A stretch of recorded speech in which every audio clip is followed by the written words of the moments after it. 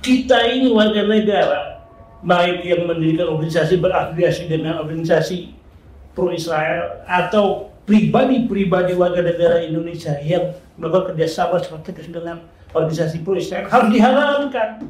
Bahaya kalau si B atau satu kelompok kerjasama dengan AIPAC, AGC itu untuk kepentingan mendukung negara Israel yang dibarengi dengan kemauan kehendak politik Zionis internasional. Ya, berarti majelis ulama Indonesia harus mengharamkan ini. Bahaya ini bukan hanya makanan.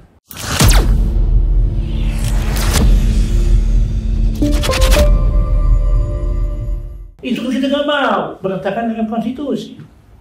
Itu dari mereka. Tapi masuk sini. Udah masuk banyak Rotary Club, AIPAC banyak, yang kerjasama dengan AGC banyak. Ada yang berangkat ke sana, ada tokoh pemimpin masjid besar di Indonesia mengakui datang Amerika ikut pendidikan sekitar 6 minggu. Mungkin nggak paham atau juga mungkin nggak tahu. Walau bisa. Tapi bagi saya ini ancaman militer. Karena ancaman itu bukan hanya ancaman militer. Kalau ancaman yang menyerang ideologi bangsa Pancasila, selain ancaman ekonomi sosial budaya, itu ancaman yang merupakan melemahkan Pancasila sebagai ideologi bangsa sebagai dasar negara. Melalui apa? Perang militer. Ini militer merubah keyakinan pandangan kita, sehingga saya mengakui ideologi negara orang lain. Saya membenarkan ideologi Israel. Saya membenarkan keyakinan Israel. Itu menyerang keyakinan pandangan saya. Ini yang dibilang ancaman terhadap ideologi Pancasila. Ini adalah bentuk daripada strategi yang dibangun oleh kaum tertentu, negara tertentu dalam rangka melemahkan ketahanan nasional Indonesia. Apa itu ketahanan nasional? Itu di dalamnya ada tridata. Tridata ini geografi, selain geografi, sekarang. Ini harus dilemahkan dengan Pancasila. Di dalamnya itu yang paling penting adalah ideologi, politik, ekonomi, sosial. Ini dulu dilemahkan dalam rangka penguasaan serigala. Bagaimana menguasai manusia, terutama elit, terkait dengan demografi, geografi, dan sekarang. Banyak kepentingan itu masuk. Berarti ini ancaman militer. Kalau ancaman militer kelihatan. Ya. Ancaman militer. Ya. Bagaimana seseorang itu kalau dia berparadigma mendukung negara tertentu untuk suatu kepentingan tertentu, dia jadi pemimpin suatu negara tertentu. Itu bagaimana? Bagaimana kalau satu partai, elit partainya berkolaborasi dengan negara tertentunya ini memiliki misi yang tidak sesuai dengan Pancasila? Bagaimana? Udah gitu nanti nilai-nilai itu ketika dia berkuasa dimasukin. Minimal masuk ke dalam tata undang-undang yang menunjuk kepentingan. Minimal melemahkan tata ketahanan nasional. Kemudian mendukung negara itu. Ketika dihadapkan pada pilihan perang dunia antara blok barat dan blok timur, peradaban ini pernah diterapkan yang disebutkan ada kebetulan terdapat antara barat dan timur itu tidak ada. Orang kita kan kebencian barat dengan timur dengan barat, bangsa Arya dan non-Arya itu dicapkan dalam pragmatik. Itu diciptakan, dan ini diciptakan lagi. Ini kayaknya namanya genocide ideologi. Iya. Jadi ideologinya lagi dimasukin ya. Walaupun negaranya nggak ada hubungan, tapi secara ideologi dimasukin. Maka kelompok-kelompok yang kritis diradikalisasi. Iya. Jadi hal seperti itu kata tadi Pak. Tadi dokter bilang mengenai bagaimana perbedaan itu yang kemudian dibikin satu gesekan. Yang terjadi di Inggris sekarang. Inggris itu kan diciptakan oleh Zionis. Keributan itu. Oh iya. Siapa di belakangnya itu? Organisasi Zionis. Iya. Keributan Robinson itu. Nah, itu beberapa hari yang lalu kan keributan itu. Akhirnya mendukung Israel. Mereka di belakangnya itu. Termasuk di Indonesia. Masuk, jadi saya bicarain. Saya padanya menurut saya. Kenapa Habaib, bangga Habaib, Bali, itu problem ki Yahudi Asenasi. Siapa yang mau begini? Berarti kalau begini ada keterhubungan dengan propaganda konspirasi dan ini terkait dengan gerakan mendukung terorisme. Udah. Gimana Pak? Nah, masalah saya. Apa urusannya Asenazi dengan dituduhkan kepada Habaib? Pertama, dia melakukan riset. terserah bebas. Ya. Siapa aja mau dari riset. Ya. Belum nggak tesis. Riset ya. Kalau mau tesis ya ke saya. Kita anggaplah ini dia melakukan penelitian dengan versi dia. Awalnya melakukan asal, oke? Sasar saja tidak percaya. Betul, itu asal bebas. Ya. Kembali ke orangnya. Tapi ujungnya menegasikan. Tidak percaya sama silahkan Anda mau percaya atau tidak. Tapi kenapa dikaitkan para habaib diisukan dibawa oleh kolonial Belanda? Dibawa oleh kolonial Belanda. Berarti menegasikan teori masuknya Islam dari Gujarat yang notabene itu adalah dasar salah satunya dari Yaman. Berarti dinegasikan. Kemudian teori sendiri. Iya, kemudian selain menegasikan itu perang. Habaib itu adalah pengkhianat. Nusuk Aidit itu dari Bali. Kan banyak itu. Begitu kamu ya? Ya. Terus kemudian dikatakan selain tidak ada perang, justru berkolaborasi dengan Belanda dan mereka sekarang disebut terbukti secara tes DNA adalah satu warga Bali itu yang bersambung kepada Yahudi Askenazi. Ini ngomong apa ini? Dapat dari mana itu? Di satu sisi, ini yang ngomong si Pelet ini, tapi dia bilang jahat. Ya dipersamakan dalam mau lah berkolaborasi berkolaborasi dengan apa yang lebih gitu. Ya jadi sebutnya awalnya menyebut mimpi. Sampai disebut itu dengan kata ya kasar setan. Waktu tulis setan kenapa manusia kita bicara kalau hewan kita pukul. Mereka mempresentasikan Habib Rizik melalui orang adalah sekumpulan hewan dan setan. Itu ada. Itu kalau diruntut. Nah, tapi pertanyaannya mengapa disebut Yahudi Askenazi? Di satu sisi, kita lagi mengkritisi Yahudi dalam hal ini Yahudi Israel Zionis internasional diwakili oleh elit. Kok dia ngomong begini? Siapa menggerakkan dia? Siapa menghubungkan dengan berbagai perspektif dari biologi, dari ahli inilah, tes DNA lah, dan dikomunikasikan dengan kekuatan sumber daya, viralisasi. Ini siapa? Pasti kan ada intelektual, ada intelektual tidak. Poinnya apa? Melemaskan, menegasikan Bali, mendiskreditkan, menyudutkan dengan membawa-bawa, memfitnah. Salah satu fitnahnya Yahudi Askenazi. Ini ada aktor intelektual. Saya sangat percaya dengan itu. Ada kepentingan tertentu. Kira-kira kalau katakan ini terkait tidak langsung tanpa dia sadari atau memang dia dibentuk dalam hal ini untuk melemaskan kita. Orang ini mengadu domba. Berarti politik rasialisme itu ada. Kalau politik rasionalisme dilakukan oleh mereka, arti terhadap ras dan etnis, menegasikan ras dan etnis yang sebenarnya sudah tidak ada lagi paradigma Robindo dan Nabribui. Berarti ini termasuk tanpa dia sadari dia menganut teori Darwinisme fasisme yang sangat berbahaya. Berarti ujungnya adalah untuk membuat orang jadi rasis dengan orang yang dengan orang jadi rasis. Kemudian tidak perlu mempercayai yang nyaman. Sedangkan banyak orang ya banyak dari orang Jawa ini ada yang berpengaruh di politik Indonesia. Jadi ketika mereka ikut pemilu atau didukung oleh mereka, jangan perlu diikuti. Jadi saya bilang tadi, Darwinisme fasisme tidak akan mati, termasuk komunisme tidak mati ideologi di jalan. Tapi memang begini, ada mungkin beberapa bahan-bahan yang mereka pakai untuk membuat isu ini berkembang. Tentunya juga ada hal-hal yang mungkin keliru yang kemudian dipakai untuk jadi bahan untuk membakar itu. Ada dari mereka yang keras misalnya, ada yang mungkin ada kultur-kultur yang tidak sejalan dengan syariat dan gitu. Tapi kalau menurut saya di setiap etnis apapun, kepercayaan apapun itu pasti ada yang berbedanya kan gitu. Ada oknum. Nggak semuanya dihantam rokok kan? Kita ngomongin etnis lah gitu.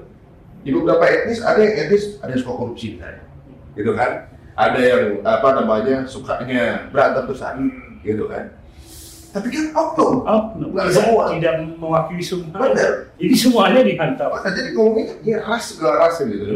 Oke, Indonesia kalau nggak nasionalis, 10 orang terkaya di Indonesia ini etnisnya juga ada gitu. Tapi nggak ada jadi masalah untuk Indonesia. Jadi kalau menurut saya sekarang ini, kalau arahnya adalah untuk kemudian jadi rasisme, masuk akal. Misalnya gini, di antara Falawi ada yang keliru gini-gini, ya dia keliru masih tanggung jawab dia, gitu. Iya. Jangan kemudian hantam promo semuanya salah. Bisa. Nah itulah yang diinginkan. Federalisasi membentuk opini dan menjadi kekenalan 1000 kali 1000 harap kebenaran itu pokoknya dikalikan 1000 diulang-ulang. Kalau mungkin orang Indonesia tinggal di Australia atau di negara mana, kemudian salah satu tuh 5 orang lah bisa jadi perampok, terus seluruh orang Indonesia perampok, nggak boleh. Inilah yang saya maksud bahaya dari ekspansi ideologi kaos. Tanpa mereka sedia, kita orang yang kena itu bisa merubah pandangan wawasan Nusantara itu. Dia ingin bicara wawasan Nusantara, paradigma Indonesia, Pancasila. Tapi justru dia sendiri yang menuntuk dan mereka sendiri yang menjadi agen perpecahan. Mereka sendiri sebagai anti Pancasila. Kalau bicara Pancasila adalah seperti ini. Bukan, ini mengadu domba yang dihasut dengan kepentingan strategis. Ini mestinya kan khusus. Misalnya dia nggak sepakat dengan Ustaz Habib misalnya. Yang khusus beliau aja, bukannya semua gitu. Semua. Salah satu Habib ini caranya begini, ini nggak pasti. Ini ada satu kulturnya yang harus giniin gitu misalnya, atau mungkin terkait dengan kayak kuburan atau segala macam. Mungkin secara satu-satu aja gitu kan, bukan kemudian hantam promo semua baik di sini. Kemudian berarti yang keturunan yang dibilang keturunan Nabi asli katanya ada lagi di sini. Yang menjagokan membenarkan keturunan Nabi yang dari Khotsi yang gerakan militer di Yaman yang membawa nama Imam Faris. Itulah kalau bicara keturunan yang asli itu. Jadi agak ada Yaman itu Khotsi. Ini ada apa? Jadi seolah-olah yang keturunan Nabi itu adalah bukan dari Al-Sunnah gitu saja? Ya bukan dari Ba'alus bagaimana dimaksudkan. Kita ini yang benar itu ya dari Khotsi. Apa narasi yang membuat? Dan Khotsi itu katanya yang mengacu kepada pandangan pemikiran dari Imam Zaid. Imam Zaid katanya dari Sayyidah Hasan. Tidak itu dari Zainal Husain. Lain hal, Imam Zaid ini dia mengakui kekalifahan Abu Bakar, tapi lebih mengedepankan faktor sosok dari Sayyidina Ali. Itu pandangan politik yang biasa, tidak membatalkan yang lain, kekalifahan yang lain. Sehingga karena berpandangan demikian, polisi dikeluarkan dalam Jandara 12 Imam Zaid. Nah, Khotsi itu katanya dari keturunan Imam Zaid. Nah, tapi nyatanya Khotsi itu kan berafiliasi dengan Irak. Ya memang gerakan mereka salah satunya adalah memerangi Israel. Tapi saya tidak melihat ke situ. Ini faktor Israel dengan gerakan Zionisme internasional. Memang saya tidak bicara semua Yahudi, karena Yahudi kan banyak jenisnya. Dari Yahudi Gaza, dari Yahudi macam-macam. Tapi bicara Zionis di sini kepentingan pada saat masa didominasi dengan faktor, dengan sosok kepentingan dalam protokol jadi yang dibangun oleh Adam Smith yang diperlukan dengan siapa? Theodore Herz ini dah yang merupakan rancang bangun strategi upaya, dan itu dijalankan sampai turun-temurun sehingga tolak ukur pandangan awal bagaimana menguasai dunia itu semua dikonsisten dengan menunjuk pada satu negara yang harus dibentuk, yaitu adalah Israel. Kalau Israel dibentuk berarti secara geopolitik dia ini akan menguasai negara-negara sekitarnya dengan bantuan Amerika, sehingga kontrol kebijakan itu ada di Amerika. Yang itu kebijakan ini tidak lepas dari platform dari Israel. Makanya kalau kita pikir-pikir kenapa harus setiap bayar pajak untuk Israel? Misalnya kan orang mikir juga bukan negaranya juga, orang mikir kan. Dan kenapa setiap produk-produk yang terkenal nih, hampir semua produk yang terkenal itu ada afiliasi. Ini misalnya produk kita dapat IPO nih. IPO itu adalah pendanaan dari yang afiliasi. Berarti kan itu yang paling laku, yang kita kenal itu harus nyumbang ke sana kan? Soalnya ketika daftar boykot ini mah hampir semua aja kan? Malah yang ini tak kenal tapi nggak ada afiliasi. Malah mungkin kita nggak tahu. Nah, di situ mesti ada peran dari Majelis Ulama Indonesia Pusat. Jangan hanya produk Yahudi Israel atau yang berafiliasi dengan mereka diharamkan. Kita ini warga negara, baik yang mendirikan organisasi berafiliasi dengan organisasi pro-Israel atau pribadi-pribadi warga negara Indonesia yang melakukan kerjasama strategis dengan organisasi pro-Israel harus diharamkan. Bahaya kalau si B atau satu kelompok kerjasama dengan AIPAC, AGC itu untuk kepentingan mendukung negara Israel yang dibarengi dengan kemauan kehendak politik Zionis internasional. Nah ya, berarti Majelis Ulama Indonesia harus mengharamkan ini. Bahaya ini bukan hanya makanan. Mana itu? Rotary Club, AGC ya kerjasama orang-orang kita. Lion Club, ya ikut. Walaupun AGC tidak ada kan kerjasamanya dengan AGC, dengan Rotary Club. Masih bebas ya? Masih. Kenapa tidak diharamkan? Makanya Majelis Ulama Indonesia harus mengharamkan siapa saja, baik organisasi, kelompok, maupun individu yang bekerjasama dengan isu pendidikan, kebudayaan, persatuan, itu semua bohong. Masuknya dari sini. Bagaimana saya katakan dulu ya? Memang kita punya hubungan diplomatik. Negara saja tidak punya hubungan diplomatik. Berarti tidak mempercayai Israel sebagai negara karena bertentangan dengan preambel, dengan start fundamental yang dalam pengucapan pembukaan Indonesia, kita menolak penjajahan karena tidak sesuai dengan kemanusiaan dan lain-lain.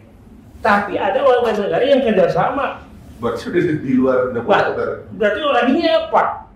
Berarti mengkhianati rumusan preambel yang dibentuk oleh para pendiri bangsa, diakui dengan sampai saat ini. Hukumnya apa?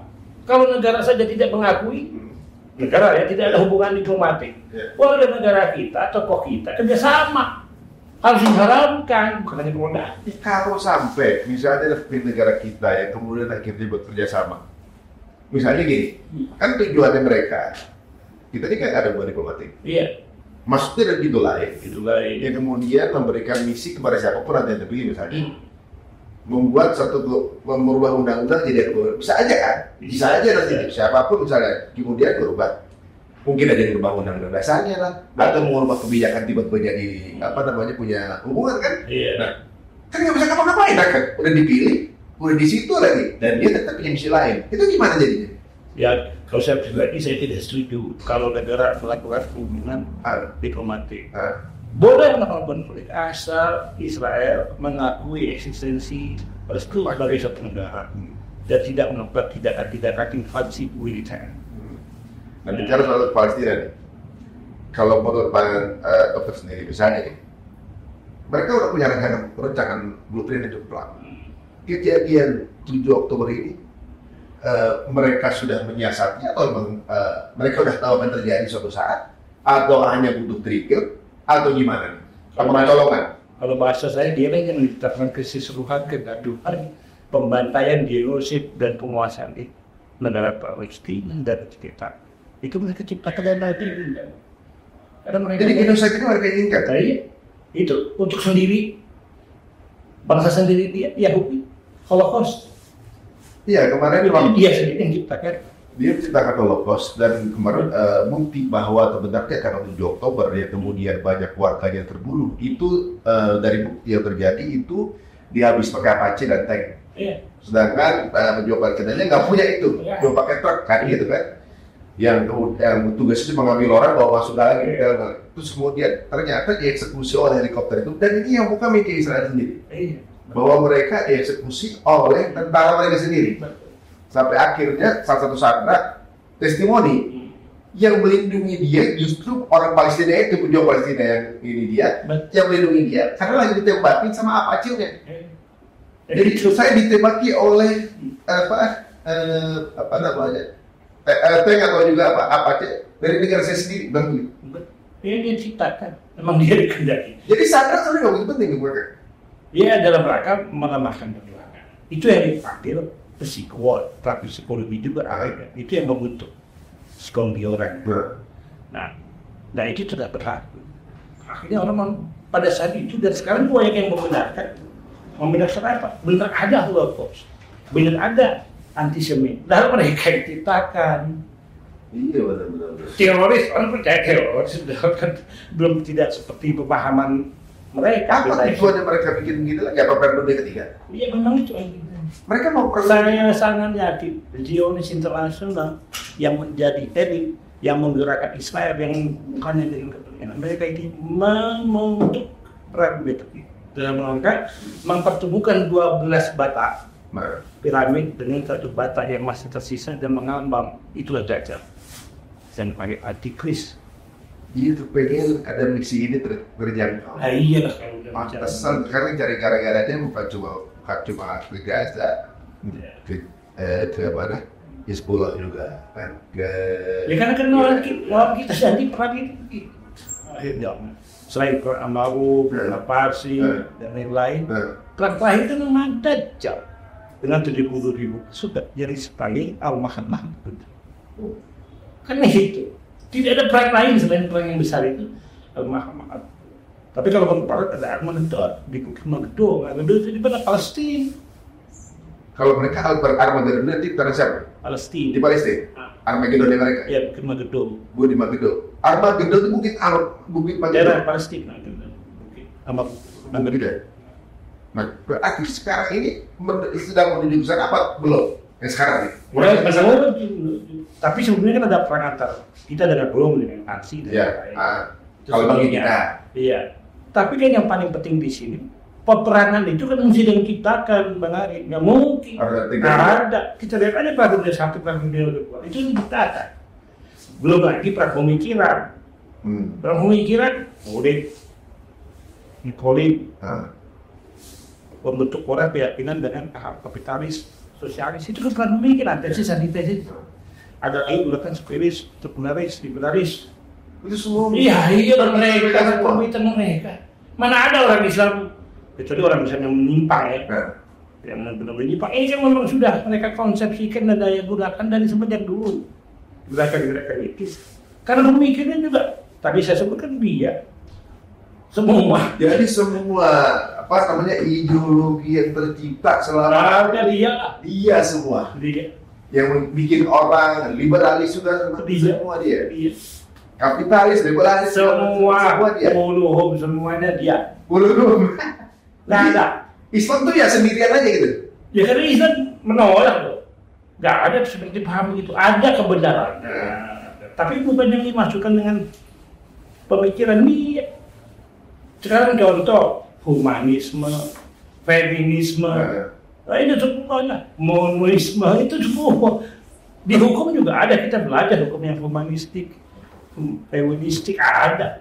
Tapi kalau kita bicara hukum berarti sebenarnya teori-teori hukum itu sebenarnya juga mencontoh copy paste dari ajaran Islam. Dari usul fikih, dari kitab fikih itu yang dimasukkan dalam pandangan dia dengan teori dia, teori kepastian hukum, teori keadilan, teori kemanfaatan, semua pendapat barat-barat itu yang kita pelajari ini kita belajar sisa.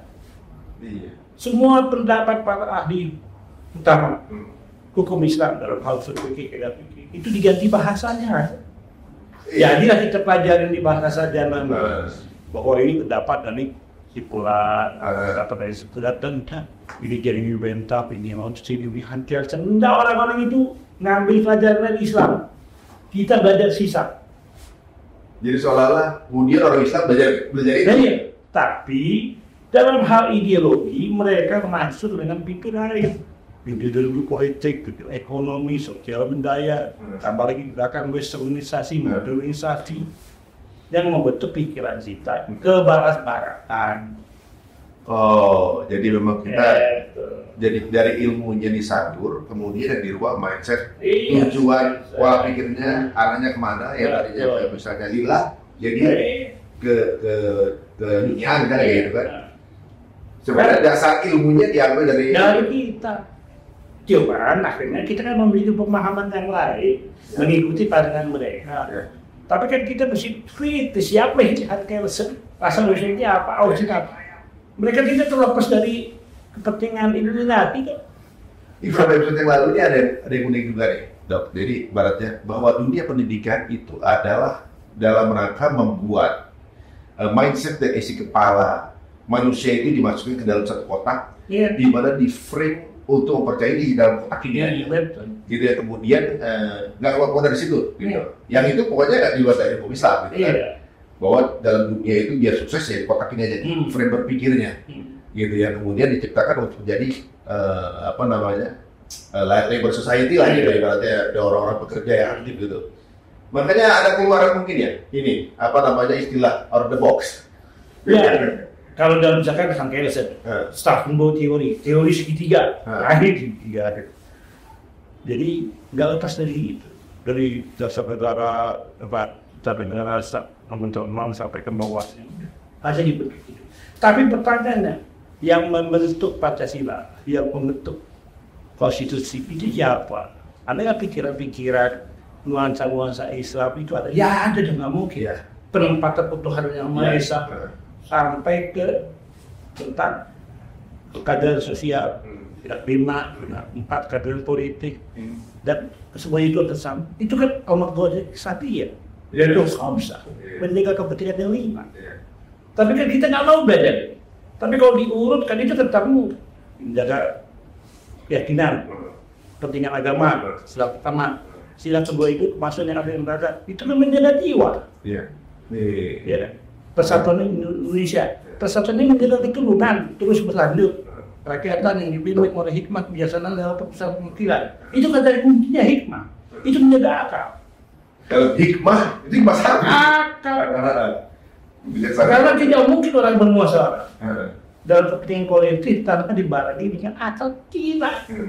Kalau yang hadir yang bodoh-bodoh, mana mungkin menciptakan suatu kemaslahatan? Nggak mungkin, itu akal pikiran.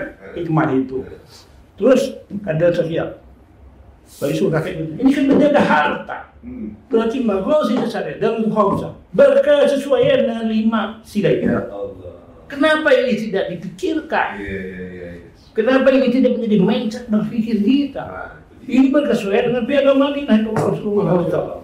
Waktu guru-guru kita penyusun ini hebat, yang untuk hebat. Soalnya pertama sih Tuhan yang Maha Esa sudah menjaga agama. Kalau bicara menjaga agama, berarti menjaga negara. Kalau ini dipisahkan, kita jadi sekularis, liberalis.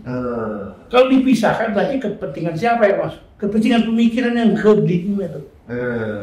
Apalagi kalau kepentingan Zionis yang memisahkan, jangankan agama, dia memisahkan negara, semua negara, bangsa ras habis kecuali kepentingan Dajjal, masih Dajjal al-Mutazal. Nah, sebelum kita berbicara, ada agenda apa di Timur Tengah sebenarnya? Agenda apa aja nih? Agendanya yang paling penting adalah pendudukan dunia ketiga. Mereka misalnya ada konsolidasi 2 kekuatan barat antik. Ya intinya Islam dan Timur. Bagaimana kekuatan barat diwakili oleh kepentingan Amerika dengan negara sekutunya ini untuk menginvest kepentingan Islam. Keperluan misalnya ya adalah menunggu hadirnya anti-kris. Anti-kris itu ya bagi mereka itu nabinya dari Tuhan. Bagi mereka itu Tuhan. Bagi kita udah jelas Dajjal. Bagi Dajjalnya dia Tuhan. Dajjal kita Tuhan mereka. Dajjal itu Tuhan. Itu yang digambarkan Lucifer, anti-kris, anti-Yesus. Jadi tidak mungkin di satu sisi Amerika kan dia meluangkan kayak sosok Kris, Yesus, tapi dilambangkan dengan Lucifer. Mata satu itu bertanya aja, memang Dajjal itu matanya sebelah, buta. Nah, jadi ada kekuatan di balik kekuatan Amerika itu adalah kekuatan Zionis yang dibangun semenjak zaman Adam Smith diberikan oleh Theodore Herz, kemudian oleh Sequence sebagai pemimpin Israel pertamanya sampai sekarang. Itu berlaku turun-temurun lintas generasi sehingga membentuk suatu kekuatan dalam segala bentuknya mendukung eksistensi dan kepentingan strategis. Saya nggak pusing dalam arti kata saya ya menganggap Amerika ini memang ada di belakang. So, tidak aneh Tidak ada. Tiba-tiba adil kemudian. Tidak akan mungkin Israel dipisahkan dengan Amerika karena mereka bersatukan dengan sebetulnya untuk mendominasi Timur Tengah, karena puncak peperangan itu ada di Timur Tengah. Siapa akan menguasai Timur Tengah, dia akan menguasai dia. Itu. Jadi akan melibatkan berbagai negara yang seberangkat dan kemudian letusan perang ketiga itu. Untuk apa? Tanpa perang tidak akan mungkin ada kekuasaan satu mata satu yang dikenal dengan Lucifer, Antichrist Dajjal. Itulah mata satu dolar. Dalam rangka Pedrovis Unum Novosodo Sekri. Beda bodoh. Iya, benar juga. Kalau karena mereka menang kemarin waktu ya perang 6 hari, nggak bisa menguasai. Tapi kita harus perang dulu kan? Harus perang. Oke, berarti ini perang yang berikut ini diupayakan supaya jangan sampai kita kalah nih. Tapi masalahnya posisinya sekarang ini masih pada pihak ke sana semua di Palestina kan? Nah, ini rencana Allah guys. Tapi beliau ini udah belajar sejak lama. Jadi ibaratnya ketika kejadian di Palestina sekalipun udah nggak ada. Untuk mereka yang pelajari misalnya tanda-tanda akhir zaman, kejadian Palestina karena kejadian kan? Ya guys, untuk teman-teman yang merasa harus sudah bikin sesi berikutnya sama Dr. Hoyer ini, langsung tulis di kolom komen. Nah, kita kayaknya merasa bahwa hal seperti ini perlu kita edukasi, biar kita gak kaget juga dan kita biar mengetahui bahwa jangan merasa bahwa nggak ada hubungan diplomatis, nggak ada di sini. Ternyata udah beredar di sekitar kita dengan begitu mudah. Jadi biar kita juga nggak kaget dan juga kita lebih aware dan juga lebih mungkin meneliti atau kepo mengenai hal ini juga bagus.